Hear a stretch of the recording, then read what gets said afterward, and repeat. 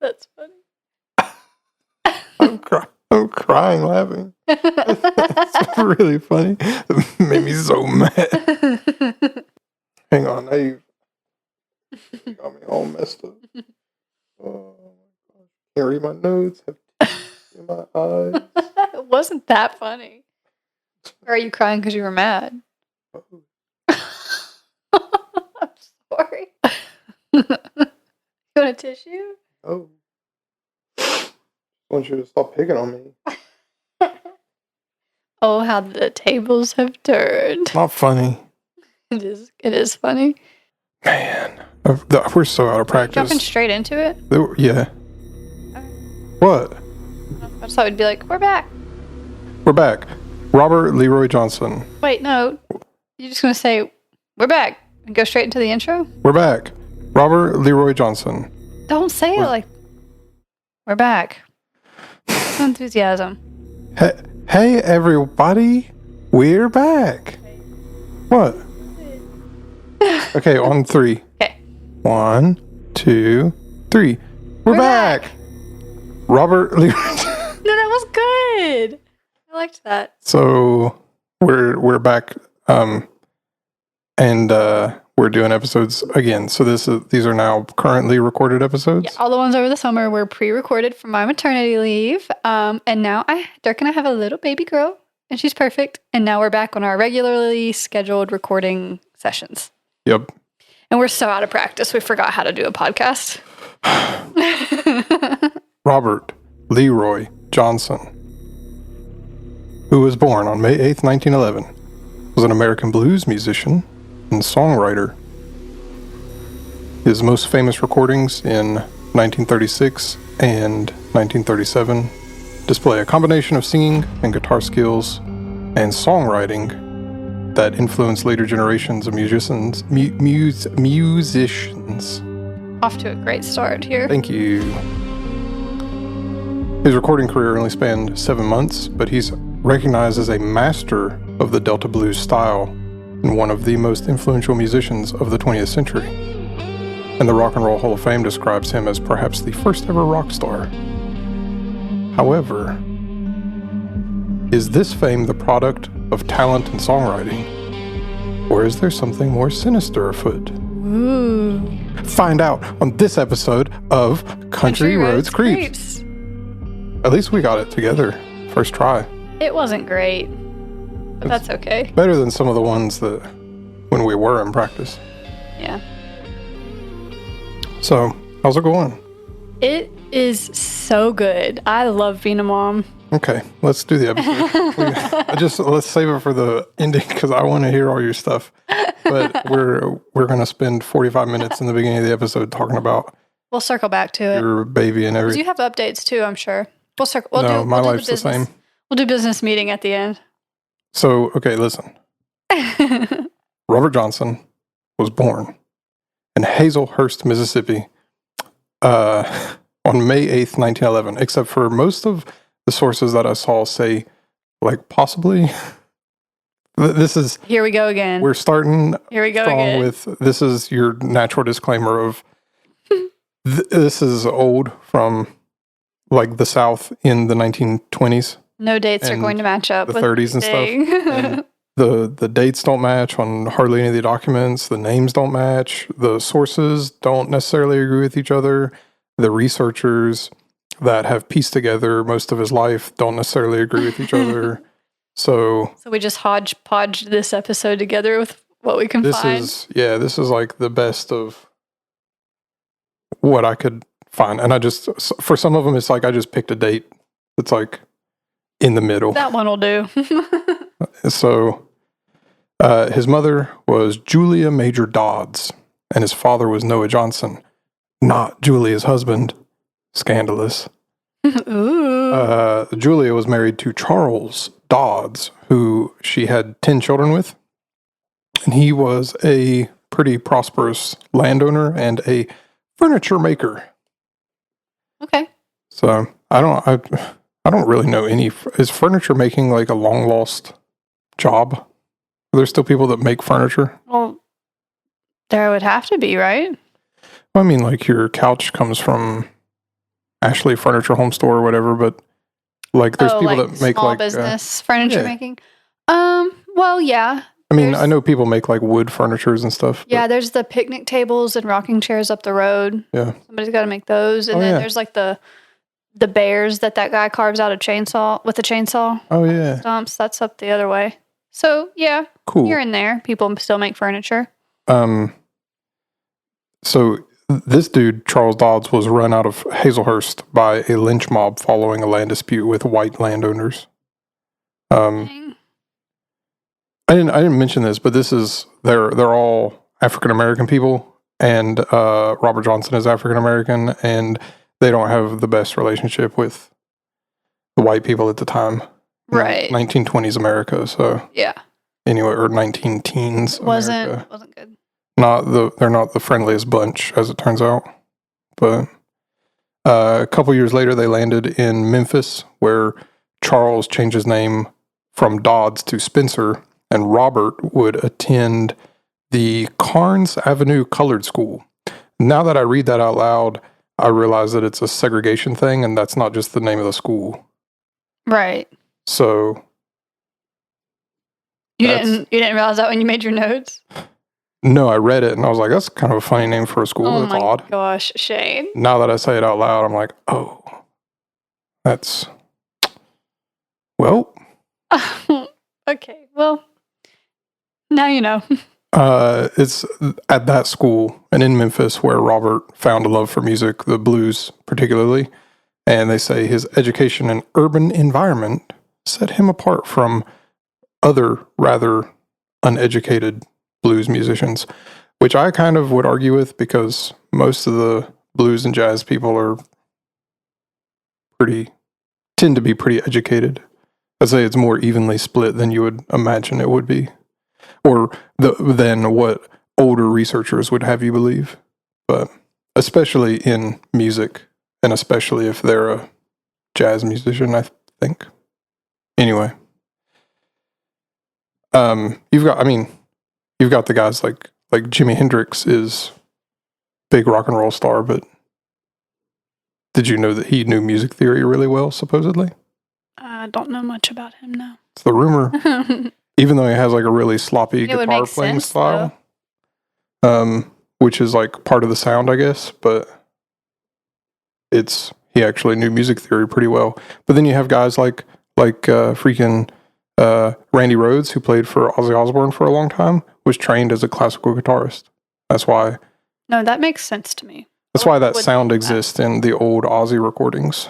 But I don't. Funny enough, I think Zakk Wylde has always been my favorite guitarist. He played for Ozzy for a long time. I don't think he knows a lick of music theory outside of like the pentatonic scale, which is totally fine. It's a blues thing, but anyway, that's besides the point. Mute your phone. So unprofessional. It's been 4 months since we've done one of these. I know. I barely remembered how to set up the mics. All right, listen. Around 1920-ish, Julia married a sharecropper by the name of Will Willis, whose nickname was Dusty. Will Willis. Mm-hmm. They moved with Robert to Commerce, Mississippi, which is now a ghost town. I guess the industry that set up that town has since vanished. There was actually a tornado in 1955 that killed like 20-some people. I think 27 or 28 people. And the majority of them were a bunch of school children and their teacher, because the tornado hit the schoolhouse and I guess crushed everybody. I hate that. Yeah. That's really sad. It is. Anyway, Dusty was 24 years younger than Julia. So, man after my own heart.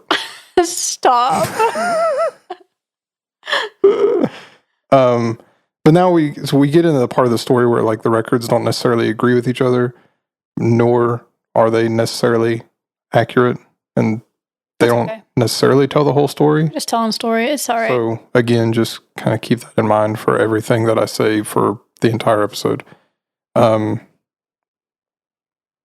Robert went to school at Indian Creek School in Tunica, and he was registered again as Robert Spencer. but a school friend of his, Will Coffey, remembered him as a talented harmonica player and a talented jaw harp player.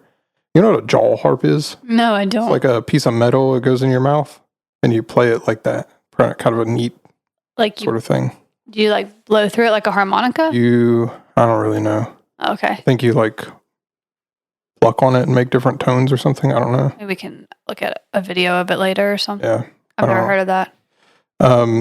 They say he was pretty well educated given his background, and researchers found his marriage certificate and found that he had actually a really good signature, which they say probably lends to him being pretty well educated, which he did go to these different schools for different stuff. Actually, that the Carnes Avenue school that he went to, I said that he was educated in like reading and language and math, and they did like a PE class, and he did music there and stuff. So he learned all of your basic school stuff. Mm-hmm. But speaking of a marriage certificate, his mother actually informed him of his biological father, Noah Johnson. So Robert took his last name, and then he got married to Robert Johnson got married to Virginia Travis, who was, guess how old? I don't want to. 14. No. And she died in childbirth. Oh no. Horrible. This is a bummer of a story so far. Yeah, they're really setting him up to be a good blues musician. Oh my He's really sad. So her relatives, Virginia Travis, her relatives told blues researchers like Robert McCormick that it was a divine punishment for Robert's decision to sing secular songs, which was also referred to at the time as selling your soul to the devil. Oh. More on that later. Put a pin in that. It was believed that Robert kind of accepted that notion and became this full-time blues musician. And around this time, the blues musician Son House moved to Robinsonville, where his partner Willie Brown was living. And when they spoke to Son House, he remembered Robert Johnson as a, quote, little boy who was a competent harmonica player, but embarrassingly bad guitarist. So that's funny. Yeah, so I saw a video where they said that he would come in, and when they were taking a break from playing, he would want to play their guitars, and they would let him. And they said that he would just noise people. It was just playing all this noise. He just bang on the guitar and not really anything good. And so people would be like, "Stop, quit playing that noise." But anyway, so soon after Robert Johnson left Robinsonville to go to Martinsville, which was closer to his birthplace, they think that he was kind of looking for his biological father. Didn't ever really say if he found him or not. So, but it's in that place where he perfected his guitar style, and he learned how to play like Son House, and he learned styles like the style of Ike Zimmerman. Excuse me. Which, like, if you know any kind of blues stuff, you can look all this up. And Ike Zimmerman is insanely huge blues musician, blues artist from early 1900s. So very, very well-known guy. These are actually, if anybody has ever been in like your high school band or something, and you do like a jazz band or something, they will usually have like jazz standards and blues standards. And it's all just very popular blues songs or jazz songs that have become like, these are songs that you just know as an artist or as any musician. So if you ever get hired to be a musician for a band and they pull up this thing, it's like you already know because it's a standard. So Ike Zimmerman wrote a bunch of them. Some of Robert Johnson's songs have actually been put into jazz or as blues standard books, but I'll get to that later. Anyway. Zimmerman was actually rumored to have learned how to play the guitar supernaturally by visiting graveyards and practicing at midnight. Huh. Hold on, let me just sit with that for a minute. Okay, go ahead. Visiting graveyards and practicing at midnight. Yep. What a place to pick and a time. More on that later. So, okay, that's piqued my interest for sure. When Johnson next appeared in Robinsonville, he seemed to have miraculously acquired guitar technique. Nuh-uh. That's odd, right? Yeah. Because before, he was just noise and folks around. That's what they said. Noise and folks. Now, he's perfected these styles, and he figured out a guitar technique. That's interesting. Miraculously. It doesn't really, ever really say like how long he was gone. But the way it makes it seem is like he was gone for a few months to a year, and now he's a master guitar player. From playing in the graveyard? Not him. Ike Zimmerman was rumored to play in the graveyard, and that's where he learned his technique. But Robert Johnson, they don't know how he figured out how to play so good, because the last time they saw him, he was just making noise. Yeah. Okay, got it. So, he was actually, Son House, the blues musician, was interviewed at a time when these legends of Robert Johnson started to come around into like more popular culture, I guess. And he was asked if Robert Johnson's talent, I'm trying to word this carefully before I get into the real like climax of the story, but if it was possibly supernatural how he got his technique, and Son House kind of confirmed the rumors. What? So, while living in Martinsville, Robert Johnson fathered a child with Virgie Mae Smith. And then he married this other lady, Coletta Craft, in May of 1931. And in 1932, they went to Clarksdale, Mississippi, but Robert Johnson soon left for a career as a walking or itinerant musician. And then Coletta died the next year in 1933. So, it's very odd whenever you're a blues musician and you're extremely sad all the time, because all of the blues is sad for the most part. There's some happy blues songs. Maybe I shouldn't say that. Forget I said that. But you have two wives that die. Yeah, weird coincidence. But also, like, if I had two nickels. I don't know. Healthcare wasn't great at that time. Well. But, yeah. Yeah. So, from 1932 until 1938, Robert Johnson traveled around from like Helen and Memphis and all these other smaller towns in Mississippi and Arkansas. But he would even go a lot further, even to Chicago or St. Louis or Texas, and even to the north in New York and Canada. And he would go and play with all these really famous acts, and all these big blues acts like Ike Zimmerman and Son House and all these big name guys that are known pretty much nationwide. So when he would travel, he would just stay with extended family or with female friends, quote unquote, which typically were just women that he would seduce at his shows. They say people that knew him in real life in each city were largely ignorant of his life in other places. So like the women in St. Louis didn't know about his women in Texas. Oh, that makes sense. Yeah. Why would they? You don't need Why to. would they know? So, it's whatever. But anyway, the biographers that have since researched his life are trying to look for like some kind of consistent narrative that they can kind of spin. And so they look for all these musicians that he was rumored to have played with. And so they talked to all these kinds of people. They talked to Johnny Shines, who traveled with Robert Johnson pretty extensively. They talked to Robert Lockwood Jr., who he was the son of one of Robert Johnson's women that he met on the road. And he actually was they say, the only musician who learned directly from Robert Johnson. So the only person that ever learned from him directly.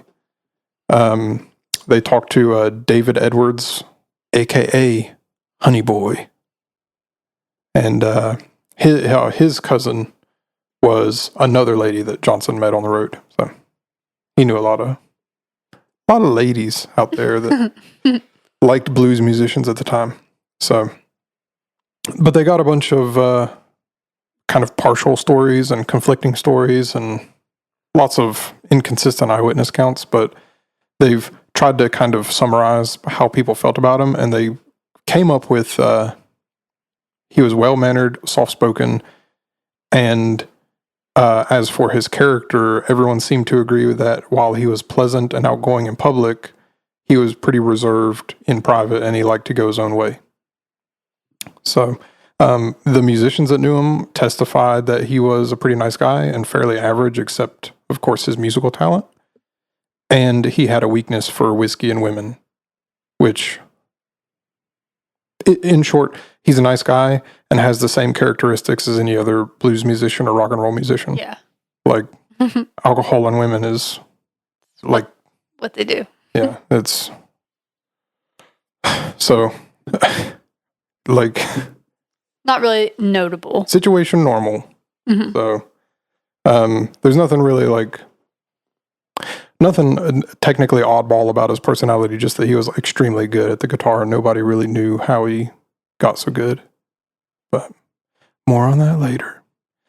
When he came into a new town, he would play for tips on street corners. And he didn't really focus on the blues. He would actually play a lot of pop songs and pop standards of the day.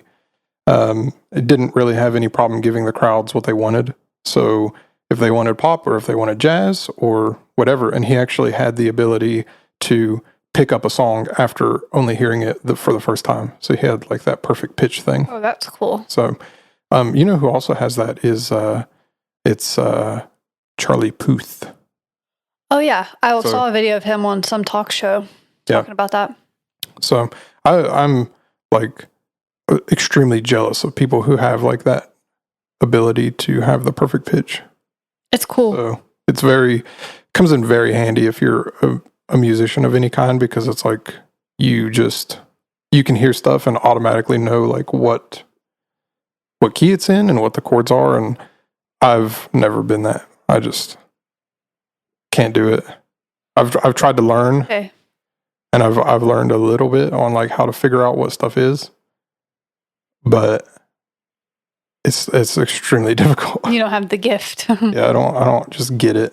So, and so he was also noted for having a really big interest in country and jazz music. There was Johnny Shines, who some researchers talked to. He was 20 when he met Robert Johnson in 1936. And he estimated that Robert was only maybe like a year or two older than himself, but he was actually 4 years older. And Johnny Robert was 4 years older, or John was 4 years older? Robert was 4 years older. Okay. And he, I've got a quote from him. So he said, Robert was a very friendly person, even though he was sulky at times. And I hung around Robert for quite a while. One evening he disappeared. He was kind of a peculiar fellow. Robert would be standing up playing someplace, playing like nobody's business. At about that time was a hustle with him as well as a pleasure, and money'd be coming in all directions. But Robert would just pick up and walk off and leave you standing there playing. And you wouldn't see Robert no more, maybe in 2 or 3 weeks. So Robert and I, we began journeying off, and I was just sort of matter of fact tagging along. That's interesting. Yeah, so they'd be dips out. Yeah. Irish goodbyes. Kind of wild, yeah. Your favorite thing to do. Oh my gosh, you don't have to say bye to Irish anybody. Goodbye. Yeah. Like that one time we were at that brewery with my sister, and you just disappeared, and like all my stuff was in your car, my sunglasses, my jacket, that sticker, everything I brought with me, because I rode with you there, and you left with all my stuff. So Hannah lied to me. I did not lie to you. Yes, you did. No, I didn't. You were helping me do something. We were filming something, yeah. And then you said, "Hey, my sisters are at the brewery. So do you want to go?" And I was like, "Yeah, I'm hungry." And so I went, and it was not your sisters. It was both of your sisters, like 3 of their friends and their boyfriends, and then your sister's boyfriends. So like 8 other people were there that I was not told about. That's not a lie. And my sisters were there. it's a lie by omission, and I'll stand by that. And I did not only Irish goodbye. I whispered to Riley and I said, I'm leaving. And then I whispered to you and I said, I'm leaving. And then I stood up and left. And I don't think we actually realized that you were leaving. Yeah. Because when I realized you were gone, one of the other people there said, hey, where'd your friend go? And I said, he left. And they were all like, what? It just disappeared. And I was like, yeah, all my stuff's in his car. And it's gone. So then Riley took me back to my car. Yep. I ate my meatball sandwich and I was like, I'm not socializing with these strangers. This is nuts. Could have made new friends. No. You did not. He said, this is nuts. You know what that was? That was actually right after the release of the first episode. Yeah, and all of those people were so nice. we told them all that we started a podcast, and they're like, "Oh, that's really cool. Like, I want to listen." They were the nicest group of people. So if any of those people are still listening to the show, it's me, and I don't apologize for what I did. No, it's pretty funny. So stand by my reasoning to leave when I feel like it. I'm leaving. Dips out. Yeah, I didn't even think. I thought Riley got me in trouble because she kind of said bye to me sort of loud, and I was like, "Don't." No. Other people are going to know I'm leaving, and then they're going to want to say bye, and I don't want to. I just want to disappear. So I got up and left. Anyway, listen. I'm listening. So as these researchers start to explore Robert Johnson's life after his death, because he was this huge act that all these big blues musicians knew. So researchers start to look at his life, and they find that there's all these famous acts who remember playing with him, and he would feature in their shows in all kinds of different places. John Hammond, who's a record producer for, I should have written it down, I think it was Columbia, he asked Don Law in 1938, who was another record producer, to find Robert for the first ever From Spirituals to Swing show at, I believe it was Carnegie Hall, only to find out that he had just died. Oh. Back up a couple years. Johnson met Don Law. Don Law recorded his first sessions in San Antonio, Texas. The recording sessions were held the first one was held November 23rd through the 25th in 1936 in room 414 of the Gunter Hotel in San Antonio. And in that 3-day session, Johnson played 16 songs and recorded alternate takes for most of them. Among those songs that he recorded, it was, I believe, I'll Dust My Broom, Sweet Home Chicago, and Crossroad Blues, which later became blues standards. And the first to be released was Terraplane Blues and Last Fair Deal Gone Down, which sold as many as 10,000 copies. So, which at the time, nothing to sneeze at. Even now, nothing to sneeze at. You sell 10,000 records. Mm-hmm. It's not necessarily a whole lot, but nothing to... It's a good amount. Nothing to swing a cat at. What? What? You never heard that? No. Nothing to swing a cat at? You could swing... That's I don't know. Weird. Something about swinging a cat. Look it up. So anyway, he traveled to Dallas, Texas for another recording session with Don Law in a makeshift studio at the Vitagraph that was a Warner Brothers studio. And that was on June 19th and 20th in 1937. And he recorded almost half of the 29 songs that make up his entire discography in Dallas. And 11 records from that session were released the following year. But most of his somber and introspective songs, quote unquote, come from the second recording session. And he did 2 takes of most of those songs, and most of those recordings survived. So because of that, there's opportunity for researchers to go and compare the different versions of the songs. Pretty cool.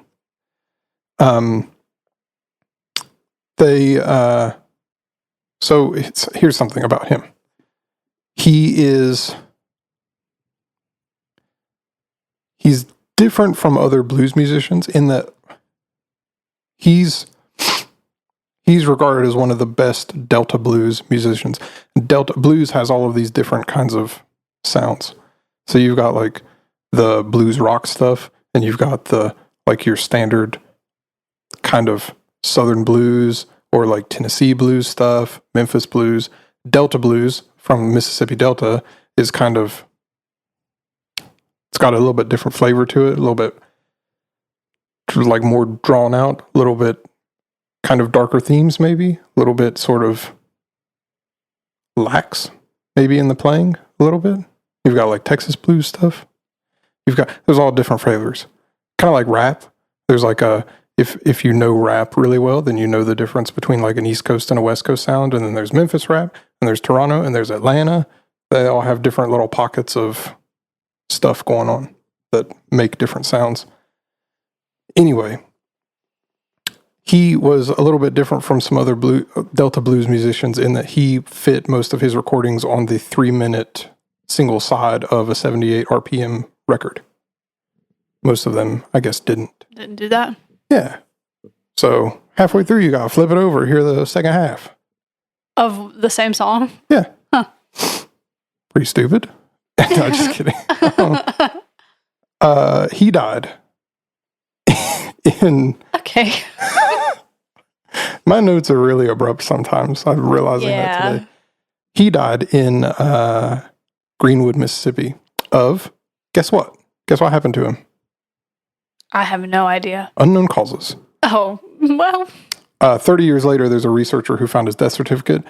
It only listed a date and location, no cause of death, and no autopsy was done. There was like they say a pro forma examination, which from what I could read is basically just a physical. And they didn't find anything like no gunshot wounds. Guess it was nothing. Natural causes. He was 27 when he died. They say it's likely that his mother passed down syphilis when he was born. And that was contributed to his death. But that's just speculation and unconfirmed rumor. Speaking of rumor, his life and talent sparked all kinds of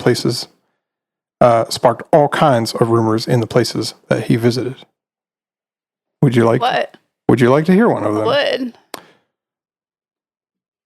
One popular story about his death, particularly. This is one of the conflicting rumors and stories about his death, that he had been playing for a few weeks at a country dance and was given a poisoned bottle of liquor by a disgruntled husband of a woman that he had been talking to. And they say it was possibly strychnine, but toxicologists say that strychnine has such a strong taste and odor it can't be disguised even in strong liquor, and he'd have to drink a significant amount to be fatal, and it would be fatal in a few hours, not several days. He pretty much writhed in pain of what they assume is internal bleeding from some ruptured ulcers over the period of a few days. And drinking? No, they don't know why. Oh, okay. But he died. Some of the other researchers suggest that the poison was naphthalene from dissolved mothballs, which was a common way of poisoning people in the South, but it was rarely fatal. But then they say that Johnson had been diagnosed with ulcers and esophageal varices, and the poison was sufficient to cause them to hemorrhage, and so that may be why he died over a period of a few days from vomiting and bleeding from the mouth and all that. So that's no good. Was there a motive of why someone would want to poison him? Because he was talking to my woman. Oh. That's the rumor. Oh. There was another blues musician, and now I can't remember who it was. I didn't put the quote in there, but he said that he saw Robert, this guy handed him a bottle of liquor, and he knocked it out of his hand. And Robert Johnson was like, "Don't ever knock a bottle of liquor out of my hand." And he was like, "You don't accept bottles of liquor from angry husbands. Every blues musician knows that." And Robert was like, "Don't care." And he was offered another poisoned bottle of liquor, and he took it. Okay. So, cool. Anyway. So there was a clarifying note on the death certificate a few years later that he basically, So I didn't put the entire quote here because they use kind of harsh language for the podcast about African American people. And so I didn't want to read it, but basically it was this doctor or whoever said, I saw that black guy playing at this black people dance, and then this guy didn't like him, and so he killed that black guy. Oh. So that's not good. But the quote, if you want to look it up, is like, get the idea. Moving on. I read it, I was like, geez. That's not good. So he also, if you look at the pictures, like the one that I just posted today, the announcement of the episode, you can see he has really, really long fingers. And they suspect that he might have had Marfan syndrome. Do you know what that is? I do, yeah. I do not, but the singer for the band Of Mice and Men had Marfan syndrome, or does have Marfan syndrome, and he had to leave the band because of, he had some complications with that all the time and healthcare stuff. I think it can give you heart problems. Yeah. And people with it are typically tall. Yep. Yeah, they say Johnson was tall, he had long limbs, long fingers. He had some problems with his eyeballs or something later in life. And they say that what could have happened to him was I forget the word for it. Did I write it down? Yeah, I did. Aortic dissection, which is where there's like a membrane for your arteries or something. And blood flow, because of the Marfan syndrome, it can rupture that, and blood flow can get in between the wall of the arteries and cause problems. And you die, I guess. Well, yeah, back then. Definitely. Yes. Don't have the technology at that time to save you from that. Now on to the selling of the soul part of the story. Okay, now we're getting really spooky, right? Oh, yeah. The creepy part. Oh, yeah. Ew. According to legend, as a young man living on a plantation in rural Mississippi, Robert Johnson had a tremendous desire to become a great blues musician. And one of the legends that gets told pretty often was that Johnson was instructed to take his guitar to a crossroad near Dockery Plantation at midnight. There's some other places that they say also, but Dockery Plantation.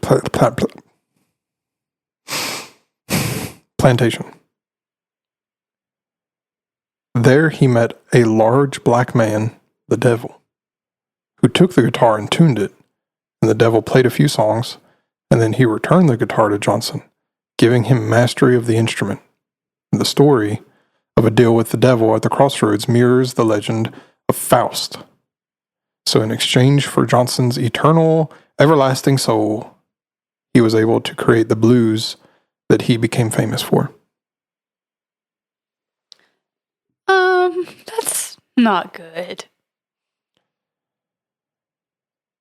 The story originally was associated with the Delta blues musician Tommy Johnson, who was unrelated to Robert Johnson. They just happen to have the same last name. I keep having the, what was that, the song, was it Devil Went Down to Georgia? That song, that keeps playing in my head, because we're talking about that in music. He'd look for soul steel.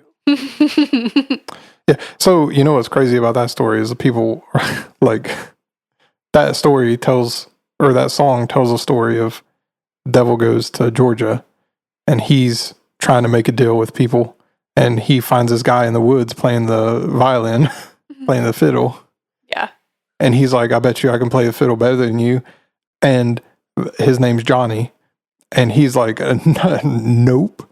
And it might be a sin, but I'm better than you every day of the week. And so he was. And he plays so good. He says, Fire on the Mountain, that song. Yeah. And Run Boys Run. Yeah.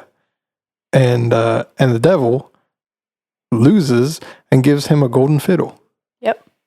And then just leaves. So the devil showed up. Devil sucks at fiddle, and he was shown up by a hillbilly. Like, what? I love that song. What are we doing? Great song. Yeah. I'm going to get into some more popular culture references in a minute for that. Anyway. Okay. Tommy Johnson, this guy, grew up near the Dockery Plantation and learned the blues, supposedly, from Charlie Patton and Willie Brown. And he first claimed to have sold his soul to the devil at a crossroads in exchange for mastery on the guitar. Tommy Johnson, actually, have you ever seen the movie Old Brother Where Art Thou? No. I've seen clips of it. I have not actually watched it, but I know what you're talking about. Go watch the movie Old Brother Art Thou. It's extremely good. Has George Clooney in it. And I think Dirk tried to get me to watch it one day, but I didn't feel like it. It's extremely good. He said it very good. Yeah. But they meet this guy. So the story of Old Brother Art Thou, these three guys, they're on the run from the law. They like escape a chain gang or whatever. They're on the run from the law. The guy wants to get his wife back or whatever. Anyway, they go on this thing. It's modeled after, they say, the Odyssey by Homer. And there's some obvious references in that. But anyway, they are driving this car down the road and they come to this crossroads and there's a black guy holding a guitar case and one of the characters is like, hey, let's stop and give that guy a ride. And so he gets in, and they had just been baptized in the movie, the two guys, and one of them was kind of making fun of him for being baptized. Well, this guy, he says, my name's Tommy Johnson, and I sold my soul to the devil, and he taught me how to play this guitar real good. And he wants to go to Tishomingo because there's a guy there that'll pay you $10 to sing into a can. And so that's when they made the record, Man of Constant Sorrow. Oh, okay. And so, but I do know that song. George Clooney hears him like, I sold my soul to the devil. And he's like, well, what a small world. These two soggy guys just got baptized. Oh. And he's like, and I'm the only one who remains unaffiliated. Unaffiliated? So. Oh my gosh. One of the funniest quotes from that movie, I still think, is where they're like, so you met the devil. What does the devil look like? And George Clooney interrupts and he's like, well, there's all kinds of different pictures of the devil, but everybody knows he's red and scaly with a vibrated tail and he carries a pitchfork. And, and Tommy in the movie goes, oh no, the devil's white. White as you folks. This cracks me up. I'll watch it someday. Very good. Yeah, if you haven't seen that movie, go watch it, or at least look up that clip. And there's also George Nelson, not Babyface, and he shoots cows with a Tommy gun, and that's cool. I don't know what to say to that. Oh, George, not the livestock. That's in that movie. Anyway. Back to the notes. Very good. Some researchers place the legend of that the graveyard. They kind of mix and match them. So like Ike Zimmerman, they say that he learned to play the guitar by practicing in a graveyard at midnight. And they say that, well, people, instead of going to a crossroads, they go to a graveyard to make a deal with the devil. Crossroads is like way more scary almost because you could be hit by a car. Maybe not in the 1920s, okay. But it actually, so, well, I'll get to it in a minute. So, there's some more recent blues research where they kind of clear up the stories a little bit. Ike Zimmerman and Robert Johnson actually did, in fact, practice in a graveyard at night. Not for demons. It's because it was quiet and nobody would interrupt them. And it wasn't even the Hazelhurst Cemetery like people believed. It was, because Ike Zimmerman wasn't from Hazelhurst. He was from Beauregard. But he didn't practice in that particular graveyard. He practiced in a bunch of graveyards. Because they're private. Just for space. Yeah. Quietness. Yeah. And the reverb is better in a graveyard. Are you just making that up? No, because the holes in the ground, they echo a little bit better. Yeah, I'm making that up. I thought so. So, I could put reverb on my voice in post. Like right now. Right now. I don't know. Graveyard still seems like a weird choice to me. It's private. Yeah, but there's other places. Like where? Thought so. You didn't even give me a second to think about it. So Robert lived with Ike Zimmerman for like a year, who that's when they were practicing at the graveyards. Some scholars believe that the devil that's mentioned in the songs isn't the Christian devil, like not the great Satan himself. It's the trickster god of African origin called Legba, who also is associated with Crossroads. However, that's stupid, and I'll tell you why. Okay. When they say you sell your soul to the devil at a crossroads, they had a completely different meaning in mind. It wasn't like the trickster thing. It wasn't like they're saying it in a colloquial sense that like you're not following God and you're singing secular songs and things like that and you're following the devil. But Legba actually, when you make a deal with him, it's not in the selling your soul to the devil sense of like the Faust legend, which I'll tell you the Faust legend in a little bit because it's kind of interesting. But the blues and the blues singers had special powers over women, supposedly. I don't necessarily, that's not my experience. But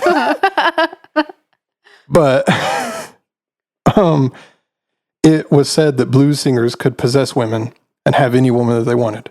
So when Robert Johnson came back, having left his community, apparently as a mediocre musician, and then came back with being like a complete master of the blues, people said that he must have sold his soul to the devil, and that fits with these African crossroads wisdom things. You go down the crossroads to learn, and you make a Faustian pact with the devil. The problem is that the Legba thing, none of these guys, nobody in popular culture in the South ever mentions Legba as that being the thing. It's always the American devil, so the good Christian devil.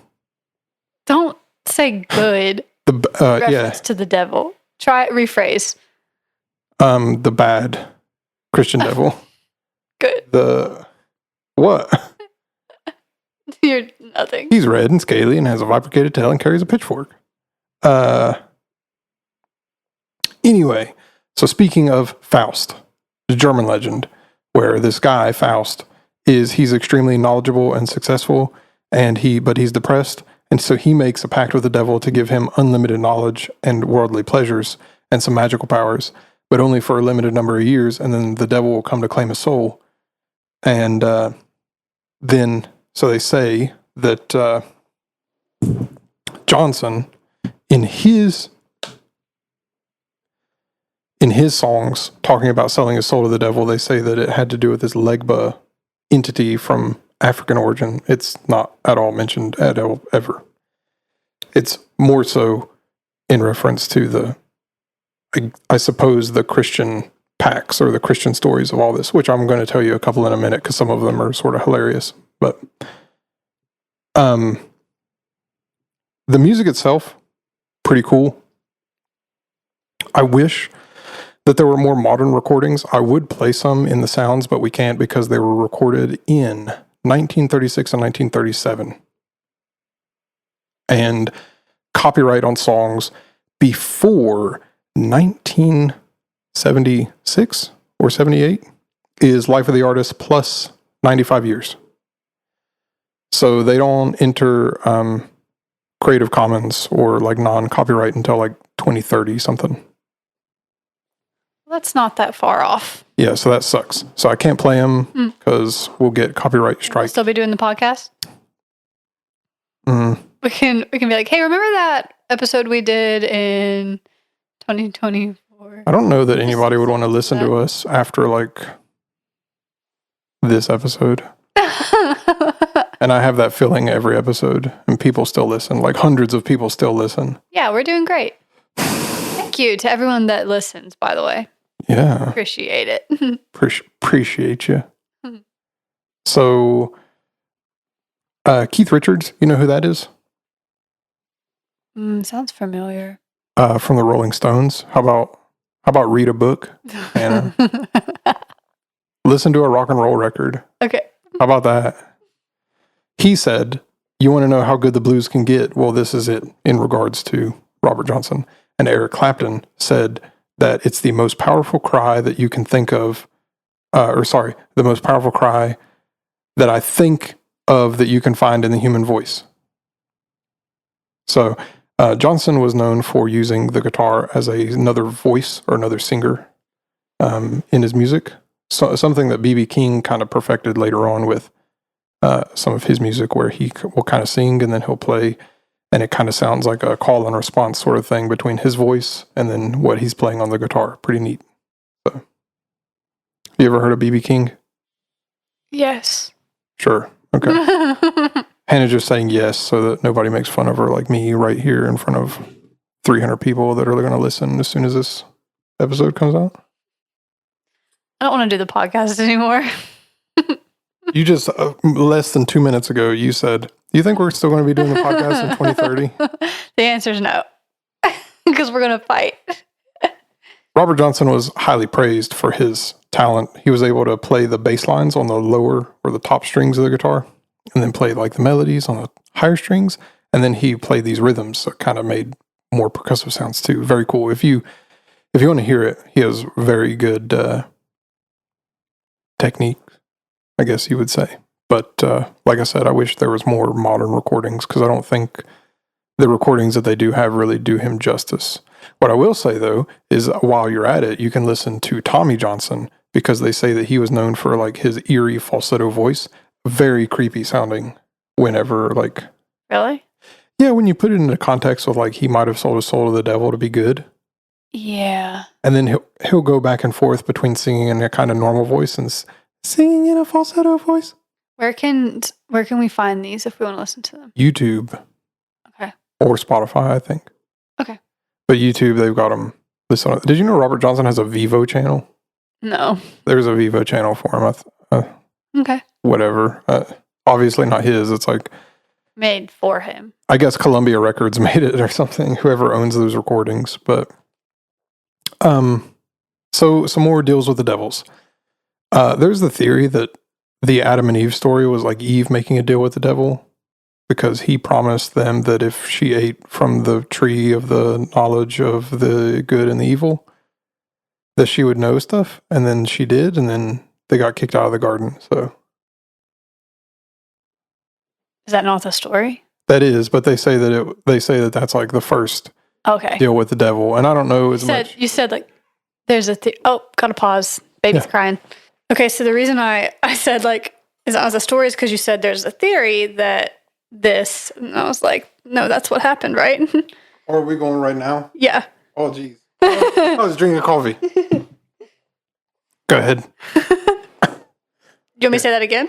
Yeah, well, yeah. Okay. Hang on. We took a quick break for me to go grab the baby because she woke up, so I don't really remember the exact place I left off, but I think I was saying, is that not what happened? Because you had said there's a theory that Eve made a deal with the devil, and I was like, no, that's the story, right? Well, so yeah, we're on the same page. I don't think that it was a deal, more so trickery. Tricked him. So yeah, you're right. Kind of lied completely. Yeah, but not really some trickery in there. A deal. But there's also like the devil trying to make deals with Jesus in the wilderness when he tries to tempt him. Yeah. Which, by the way, one of the best roasts of the entire Bible is the devil being like, "Why don't you jump off this mountain and then surely angels will come down and save you?" And he was like, "Don't test your Lord, the God." Yeah. And or the Lord thy God. And then he goes, well, look at all of this stuff that we were on a high mountain. All of this could be yours if you bow down and worship me. And he's like, already is, dog. Yeah. Like, you're a joke. Yeah, I already got that one under control. There's a story of Theophilus the Penitent. Have you ever heard of that? No.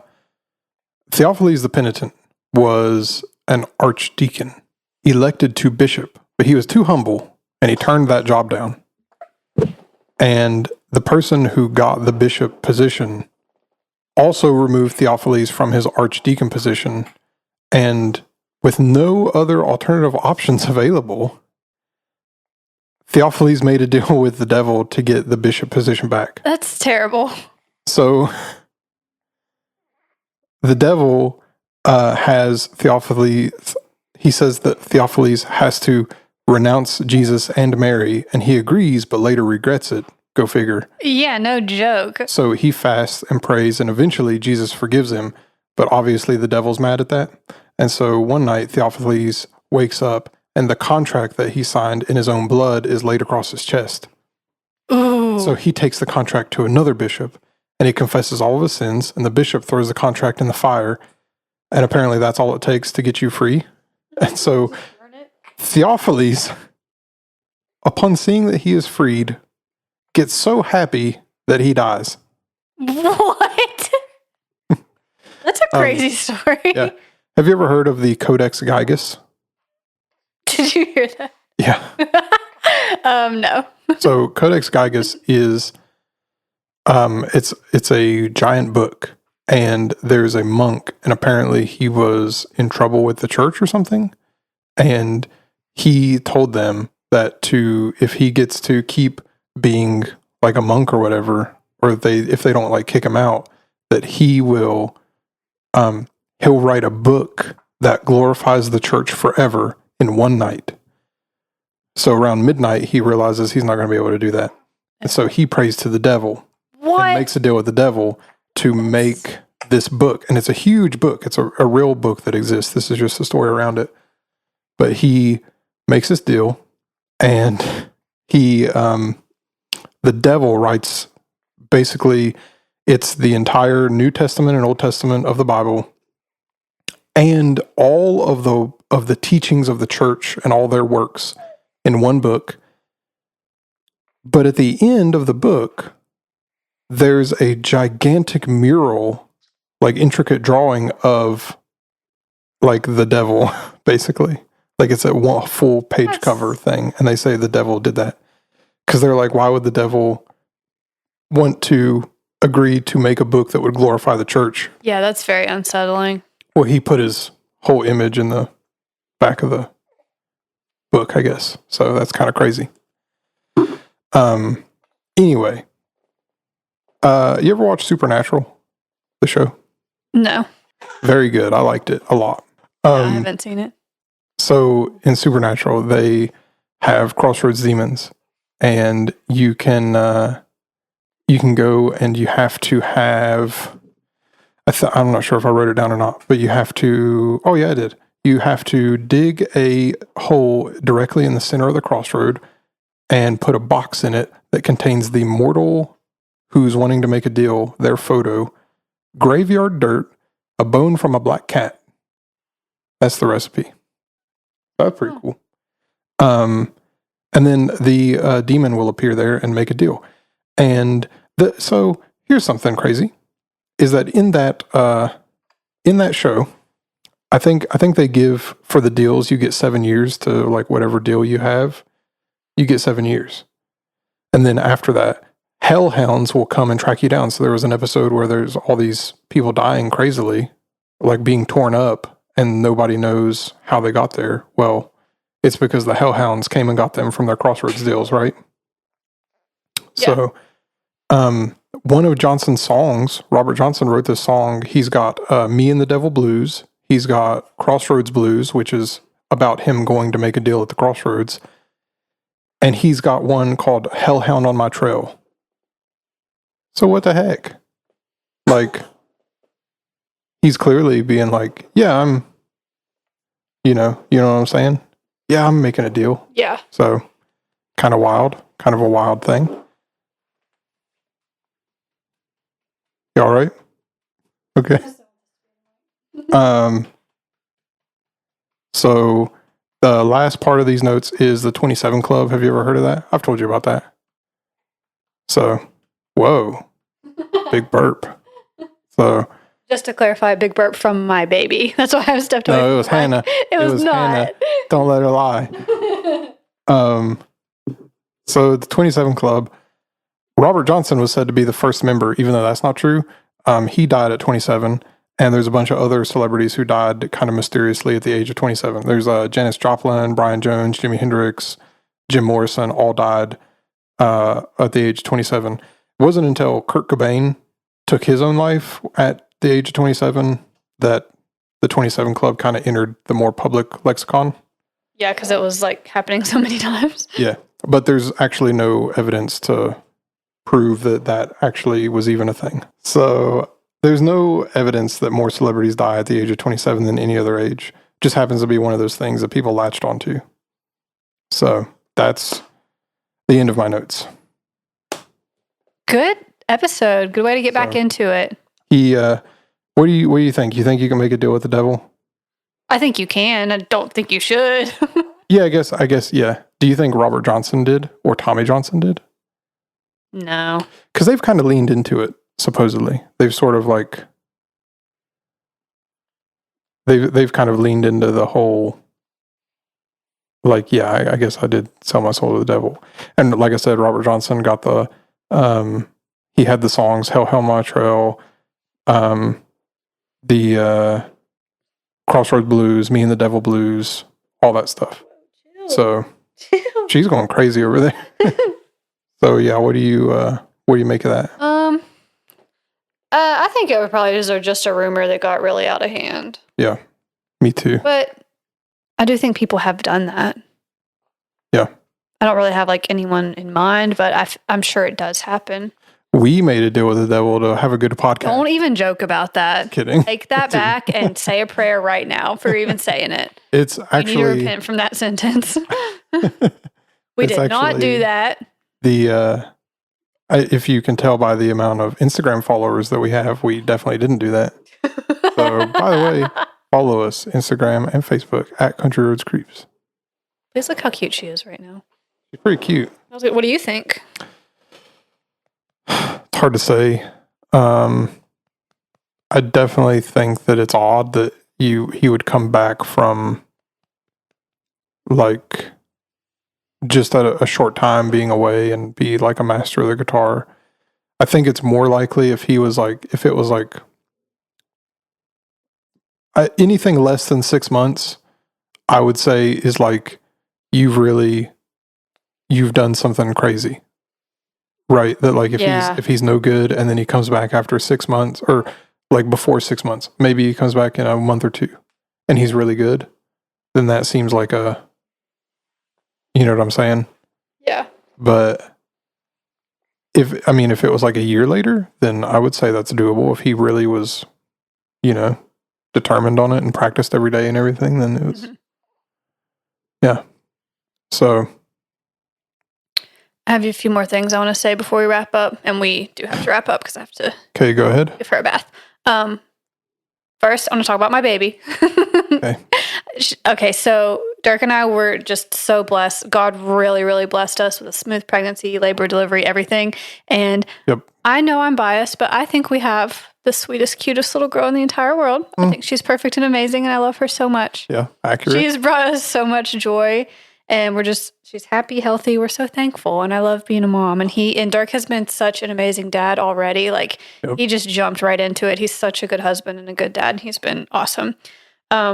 Second, I want to talk about your horrible sunburn. And I want to guilt you into putting some aloe on it because it's stressing me out. I already put aloe on it. Yeah, like barely. Oh my gosh. Barely. I caked it on there. So this is a public calling you out that you have an awful sunburn and you need to put some aloe on. This is not, first of all, this is not an awful sunburn. This is bad. Extremely minor compared to other sunburns that I have had.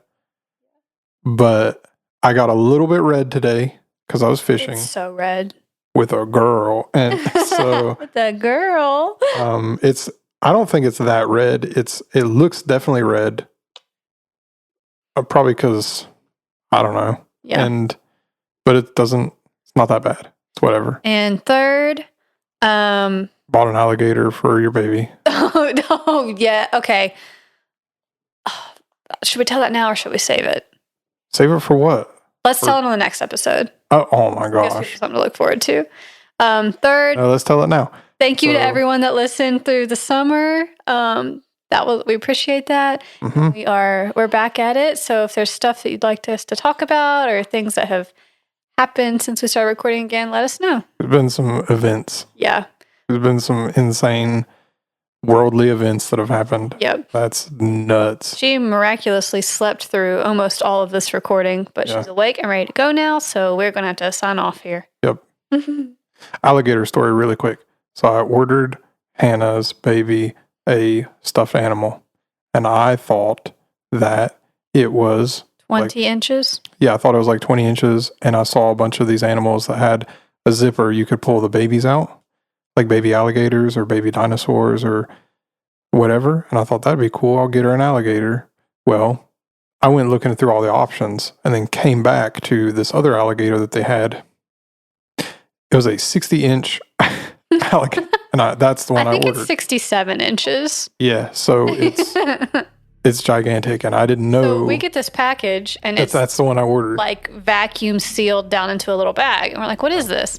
I knew Shane had ordered her a toy, but he didn't tell me what it was. I was like, "Oh, I guess you got her a stuffed animal." So Dirk opens the package, and he like shakes it out onto the kitchen floor, and it expands across the floor over a 5.5 foot long alligator stuffed animal. And I said, "What are we supposed to do with this?" So I took a picture of it and sent it to Shane, and I said, she says, "Thank you for her toy." And you sent in all caps, "Why is it so big?" And I was like, "You tell me, you bought it." And you did not mean to get one that's 3 times her size. Yeah, I didn't. So it's very funny. It's literally humongous. Yeah. So now life-size alligator. Debating on whether to just get her normal-sized stuffed animals or just continue a cycle of buying like ginormous. Begging you not to do that. I don't have the space to put them. So, or extremely small, choking hazard sized stuffed animals. Normal. So, it was pretty funny. Okay. Anything else? Nope. Okay. Gotta go. Thanks for listening. We are back and new episodes. Do you know what you're going to cover next time? Nope. Okay. I gotta look in that book you're letting me borrow. Yeah, there was something I saw online that I was going to send you, and I'll have to find it again because I thought it would be something good that you would do a episode on. Anyway, I know what my and like next 6 episodes are. I've already got them ideas written down. So anyway, follow us Facebook, Instagram, Country Roads Creeps, and be safe driving home and watch out for the not deer. Bye. Really had to put some energy into remembering what the outro was.